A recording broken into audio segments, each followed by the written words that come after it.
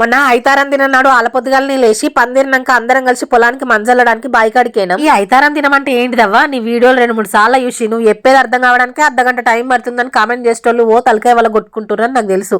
ఐతారం దినం అంటే ఆదివారం రోజు. అదే అబ్బా మొన్న సండే రోజు అందరం కలిసి పొలం కడికేను. అన్ని ఉన్నాయి కానీ అల్లు నోట్లనే శని ఉందన్నట్టు అక్కడికి వచ్చినాయి అన్ని పట్టుకపోయినాం కానీ ఓ కోడలో అలకటి కత్తెన్న పట్టుకపోక సంచి మీద కూర్చుండి గంట సేపు ముడిపిండు. అదే నేనైతే నా గంత తోపిక నాకేడిది బియ్య బత్తాలైనా మందు బత్తాలైనా కొచ్చేది ఏది కనబడితే దాంతో గోసే పారెద్దును. గానాడే సర్ది సురువైంది. ఆ మందు వాసన కళ్ళు అక్కుకుంటురు. నా ముక్కుకేమో గింతన్న వాసన అత్తలేదు. ఈయననేమో నీకు కరోనా వచ్చింది అంటుండు. అసలు కరోనా ఉందా లేదా మళ్ళీ నాతోటే షురు అవుతుందో. పచ్చవాడానికి యూరియా పిలికలు రావడానికి ఫర్టిగ్రో జింక్ లోపం ఉండకుండా నోవాజిన్ అన్నేసి ఆ మందుని సిమెంట్ కంకర ఉష్క కలిపినట్టు తిర్రమర్రమర్రేసి తట్టలెత్తిండు. ఆయననేమో మందు చల్లిండు, నేనేమో తట్టల మందం తెచ్చిన.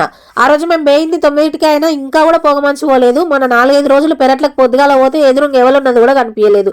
అప్పుడప్పుడు అనిపించింది ఇది మా ఊరా లేక అరకా. పోరాగాలను వీడియో తీయమంటే ఒక్క మణిమందం తీసి ఇక మేము ఇంటికి పోతున్నామని ఉరికిర్రు. నేను కూడా కరెంట్ కాడ జల్లేదాకుండి జ్వరం వచ్చి పానం సవసవా అంటే ఇంటికి వచ్చిన. ఊళ్ళ రూమ్ కాడ మా ఆయననే జల్లుకుండు. ఇది ఇలాంటి వీడియో ముచ్చట నచ్చితే లైక్ చేసి కొత్తగా వచ్చిన వాళ్ళు సబ్స్క్రైబ్ చేసుకుంటూ మర్చిపోకుర్రి.